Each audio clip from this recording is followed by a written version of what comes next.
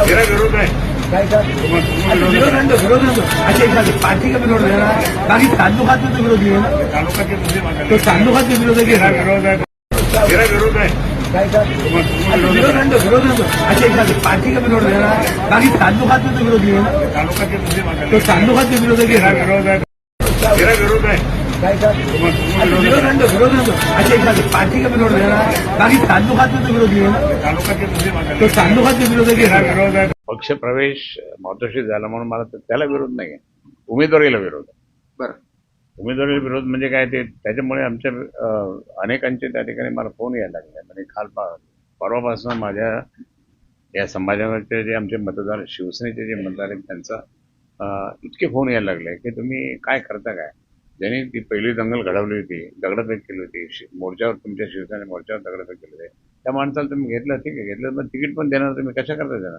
तो एकटा एसटीचा कॅन्डिडेट म्हणून तुम्ही करता का. पण एकट्या एसटीचे कॅन्डिडेट एसटीचे कॅन्डिडेट खूप आहे. त्यामुळे ते फक्त ते जाऊन प्रवेश घेणं आता साहेबांच्या काही लक्षात आणलं किंवा लक्षात आणून पण दिलं नाही कोणी. बरं, परंतु जे काही पायऱ्यांवर घडलं, पायऱ्यांवर थेट तुम्ही काय संभाषण झालं, तुम्ही ते चिडलेले पाहायला मिळाले, काय झालं होतं नेमकं? पहले मेरे से बात नहीं करना तुम. नहीं बोला अपन ऐसा बोला, वो नहीं अपने कोई तालुका को छोड़ दो, बोला अब ये राजकारण है, ये राजनीति में तुम बोलना नहीं मेरे को, राजनीति में कुछ मुझे बोलना नाही असं स्पष्ट सांगितलं ना, बोलायचं पण नाही मला तो विषय. बरं, मग ते म्हणतात की मी तुमची नाराजी ती दूर करणार आहे. नाही काय कशाने दूर करणार आहे. जे आमचे 50,000 मतांवर फरक पडायला लागला ना, बरं 50,000 मतदार फरक पडायला लागला. सगळे गल्ली गल्लीचे लोक जे उमेदवाराचे इच्छुक आहेत ते पण म्हणाले की आम्हाला नंतर तुम्ही कशाला त्याला घेतलं, दंगल करणाऱ्या माणसाला घेता का तुम्ही, पाकिस्तान जिंदाबादच्या नातं घेता का तुम्ही. ते उभाटाला शिवाय द्यायला लागले काय काय. मग मी कसं सहन करणार. आणि त्याच्यानंतर ते हे जे आहेत भाजपवाले तर रोज सकाळपासून त्यांचं सोशल मीडियावर चालू झालं कालपासून, आणि आम्हाला येऊच द्यायचं नाही का, येऊच द्यायचं म्हणून सगळं त्याला कसं झालं. आणि संजय शिरसाटही बोलायला लागला त्यांचा पक्ष, पण ते कसं मी सहन करा. तो काही बोलतो म्हणून आपण करायचं असं नाही आहे, पण प्रत्यक्षात कृती जी झालेली आहे मागची ते आपण आपल्याकडे दुसरे एसटीचे उमेदवार नव्हते का कोणी. एसटीचे आहे ना भरपूर उमेदवार आपल्याकडे. आमच्याकडे एक सानिका नावाची मुलगी, ती एसटी सर्टिफिकेट आहे तिच्याकडे. आमच्याकडे त्या ठिकाणी तो एक ऍडिशनल कमिशनर होता महापालिका निवृत्त, तो सुद्धा जुना सैनिक आहे. त्यांनी 88ला साहेबांच्या बरोबर फोटो काढलेला आहे. माझं काम केलं इलेक्शन मध्ये त्यावेळेस, आमच्या गुलमंडी वाढत राहत होता. आणि तो आता नंतर अधिकारी झाला. मग तो पण आहे ना एसटी कॅन्डिडेट, तो पण आहे चांगला एक मोठा अधिकारी येतो बरं महापालिका. तर माझं म्हणणं आहे की ह्या गोष्टी अजून काही म्हणजे उद्धव साहेबांनी काही फायनल केल्या नाही त्याच्या.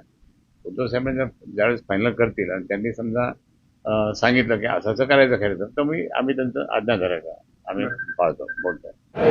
त्यांचं मत तुम्ही कुठेतरी जपणार आहात. खैरे साहेबांनी जे सांगितलं त्यांचा बंदा बरोबर आहे. त्यांना माझा राग आहे, ते काय आहे ते आम्ही करून घेऊ. इतका काय मोठा नाही राग, ते आम्ही त्याला मिळून करून घेऊ. आणि जेव्हा मातोश्रीवर मी गेलो त्यावेळेला उद्धव साहेबांनी मला पार्टीमध्ये प्रवेश केलेला आहे. दानवे साहेब होते, लोखंडे साहेब होते, आणि पार्टीचे काही लोक होते, आणि मुंबईचा बी लोक होते. त्यांनी माझा प्रवेशमध्ये करून घेतलेला आहे. आणि जेव्हा मी महापौर झालो त्यावेळेला 8 दिवसानंतर मी मोठे साहेबाला जाऊन भेटलो होतो, बाळ ठाकरे साहेबाला. त्यांनी म्हणलं की चांगला महापौर भेटला, त्रास द्यायचे नाही. त्यापासून मला कोणी त्रास दिला नाही, त्यापासून माझे संबंध आहे त्यांच्याशी. आणि खरे साहेब जे नाराज आम्ही ते मिळून दूर करून घेऊ. आणि आता बी मी सांगतो की पार्टीमध्ये जितके सिनियर लीडर आहे, उद्धव ठाकरे साहेब तर आहेत, ते आमचे नेते, आणि सगळे खैरे साहेब आहेत, दानवे साहेब, कोणाला नाराजगी वाटली मी त्यांना नाराजगी दूर करू.